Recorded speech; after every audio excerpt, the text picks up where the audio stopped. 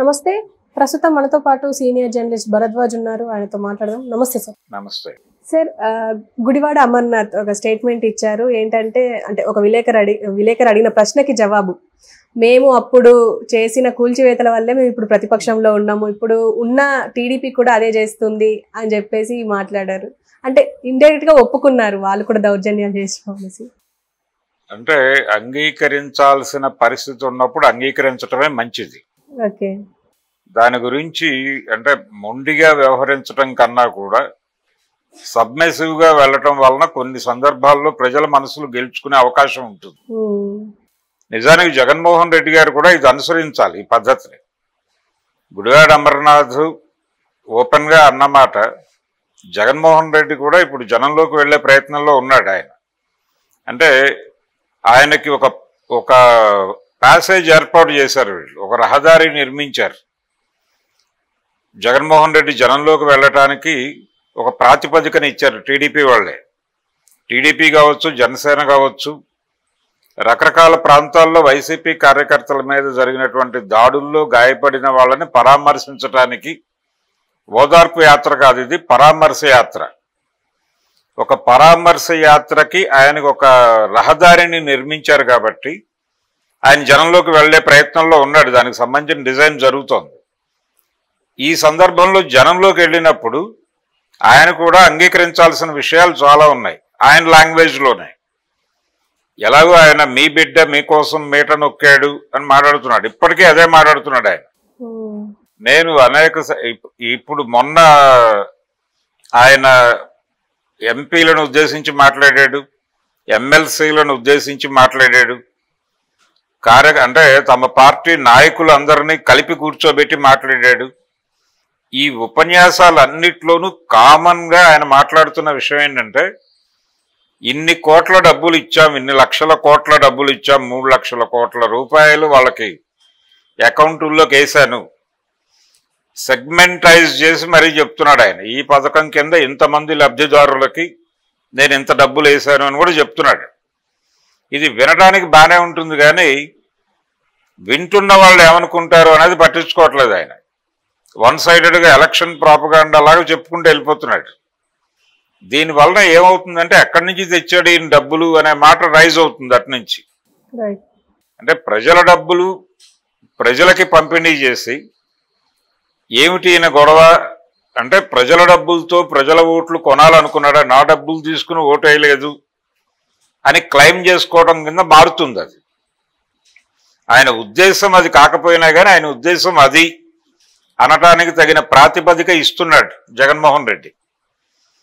ఇది మానేయాలి ఇమ్మీడియట్గా. ఆయన ఇమ్మీడియట్గా ఇది మానేసి మీ బిడ్డని మీరు సరి చేసుకోవటానికి, దారిలో పెట్టుకోవటానికి మందలింపు చర్యగా ఓడించారు అనుకుంటున్నాను అని చెప్పాలి. చెప్పి ఆయన ప్రజలకు చెప్పాల్సింది ఏంటంటే, ప్రజల నుంచి అధికారం వచ్చింది నాకు, నేను ఎప్పుడూ ప్రజల్లోనే ఉన్నాను, మీతోనే ఉన్నాను, మీతో ఉన్నాను కాబట్టే మీరు నన్ను అధికారంలోకి పంపారు.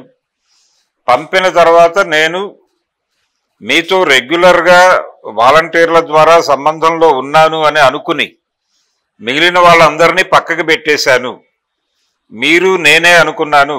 ఈ అనుకునే క్రమంలో మీతో కూడా నేను కలవలేదు, మీకు యాక్సెస్ ఇవ్వలేదు, మధ్యలో ఇంకెవరికి యాక్సెస్ ఇవ్వలేదు, ప్రజాప్రతినిధులకు యాక్సెస్ ఇవ్వలేదు. దీని వలన చాలా మంది రకరకాలుగా సఫర్ అయ్యారు. నేను వన్ సైడెడ్గానే ఆలోచించాను, మీకు మేలు చేస్తున్నాను అని అనుకున్నాను, కానీ మీరు ఇంకా చాలా ఇబ్బందులు ఉన్నాయి, అవి తెలుసుకునే ప్రయత్నం నేను చేయలే అధికారంలో ఉండగా. అది తప్పు జరిగింది, అందువలనే మీరు నాకు జస్ట్ ఒక లెసన్ నేర్పడం కోసం ఓడించారు అని మాత్రమే అనుకుంటున్నాను. మీ బిడ్డకి మీరు ఏదో నేర్పాలనుకున్నారు, ఆ నేర్పడం కోసమే ఓడించారు అనుకుంటున్నాను. మీరు మీ బిడ్డను వదిలిపెట్టలేదు, మీ బిడ్డ కూడా మిమ్మల్ని వదిలిపెట్టడు అనే పద్ధతిలో ఒక సబ్మెసివ్గా సెల్ఫ్ క్రిటిసిజం ఉండాలి, ఆత్మవిమర్శ ఉండాలి. ఆ ఆత్మవిమర్శన దృష్టితో గనక ఆయన వెడితే డెఫినెట్గా ప్రజలు హక్కును చేర్చుకుంటారు. అలా కాకుండా ఇదే ధోరణిలో నేను మీట నొక్కానంటే వాళ్ళు సీరియస్గా పట్టించుకోకపోవచ్చు అనేది నా పర్సనల్ ఒపీనియన్. ఇది ఇబ్బంది కలుగుతుంది. గుడివాడ అమర్నాథ్ ఈ రోజున ఓపెన్ అవ్వటం అనేది మంచిదే.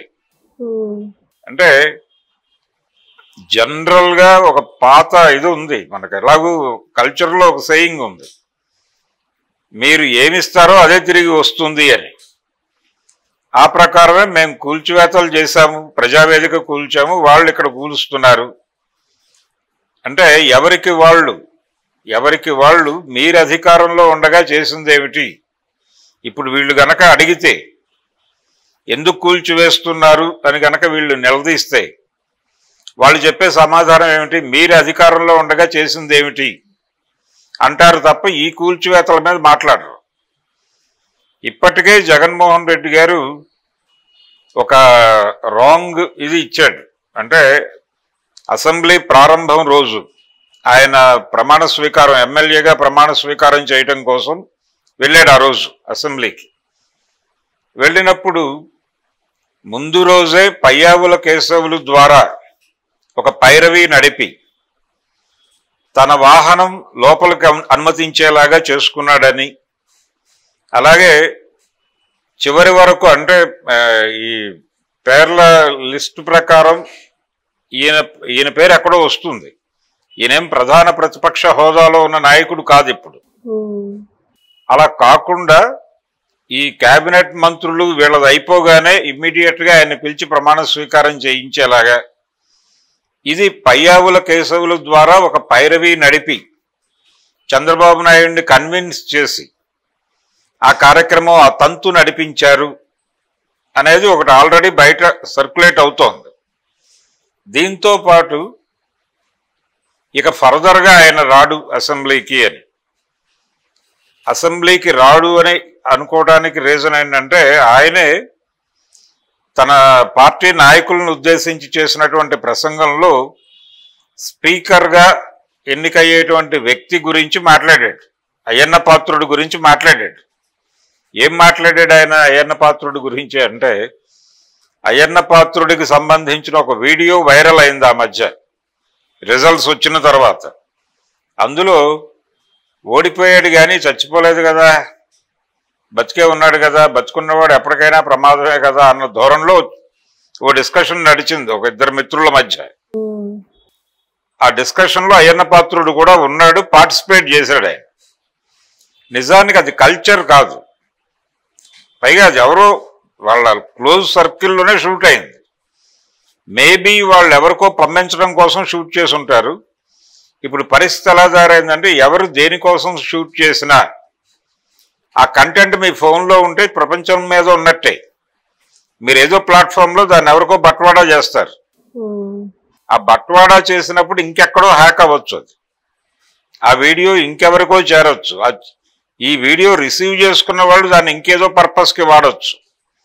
అది ఫైనల్గా ఎవరో అత్యుత్సాహంతో పాజిటివ్ టోన్లే, అంటే వాళ్ళకి పాజిటివ్గా మనలో కక్ష ఇంకా చల్లారలేదు, జగన్ ఓడిపోయాడు కానీ బతికే ఉన్నాడు అన్న టోన్లో ఒక ఆవేశానికి గురై, ఒక భావోద్వేగానికి గురై ఇది భలే ఉందే వీడియో అని ఎక్కడో సోషల్ మీడియాలో పడేసి ఉంటారు.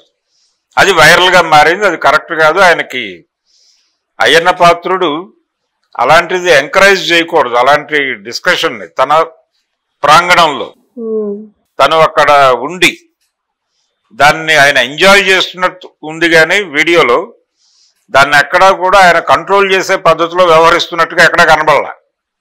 ఇది ప్రమాదం. ఈ తరహా ధోరణి ఉన్నటువంటి వ్యక్తి స్పీకర్ అవబోతున్నాడు. ఇంకా సభకు మనం ఏం వెళ్తాము, కౌరవ సభ అన్నాడు ఆయన. గతంలో వీరి సభను కూడా వారు కౌరవ సభ అనే అన్నారు.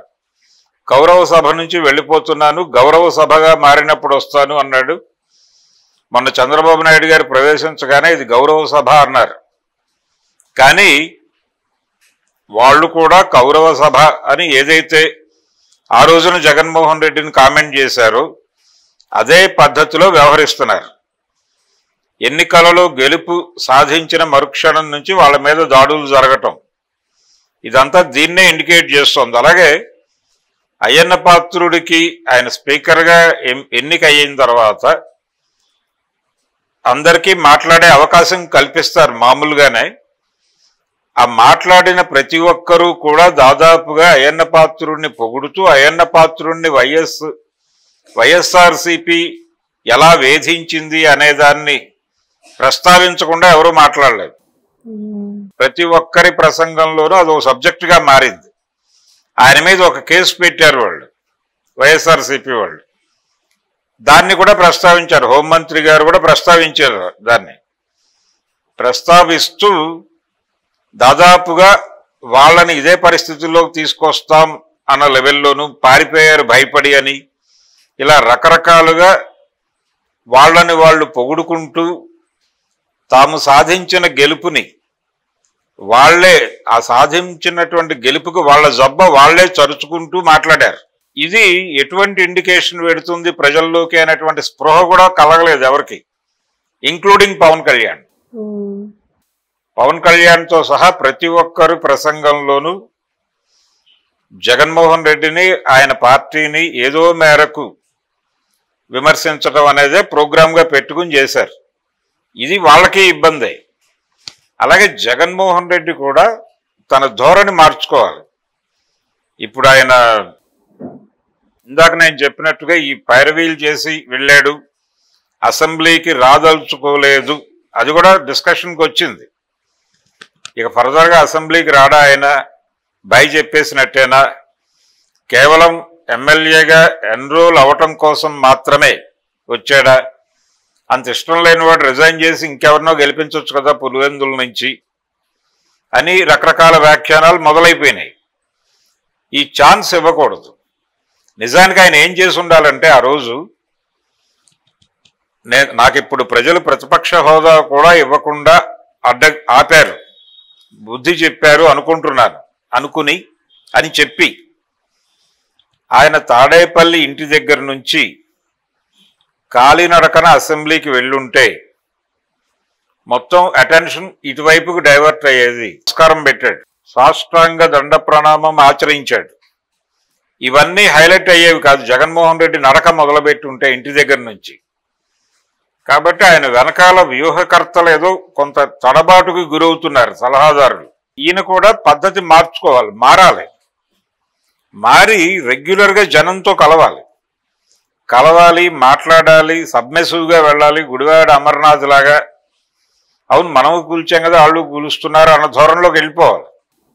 వెళ్ళిపోయి అయ్యా మేము తప్పులు చేశాం, అందుకే మీరు బుద్ధి చెప్పారు, ప్రజలే అంతిమ గురువులు, కాబట్టి మీరు నాకు ఒక గుణపాఠం నేర్పడం కోసం ఓడించారు, నేను ఆ గుణపాఠం నేర్చుకునే ప్రాసెస్లో ఉన్నాను అని ఒకసారి దండం పెట్టేస్తే జనం తిరిగి హక్కును చేర్చుకుంటారు అతన్ని.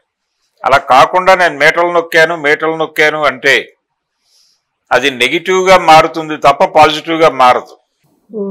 దాన్ని ఆయన ఐడెంటిఫై చేయాల్సి ఉంటుంది. గుడివాడ అమర్నాథ్ని ఆయన ఒక రకంగా గురువుగా భావించడం అవసరం. ఇప్పుడు జగన్మోహన్ రెడ్డి అలాగే వైఎస్ఆర్సీపీలో ఉన్నటువంటి మిగిలిన నాయకులు కూడా.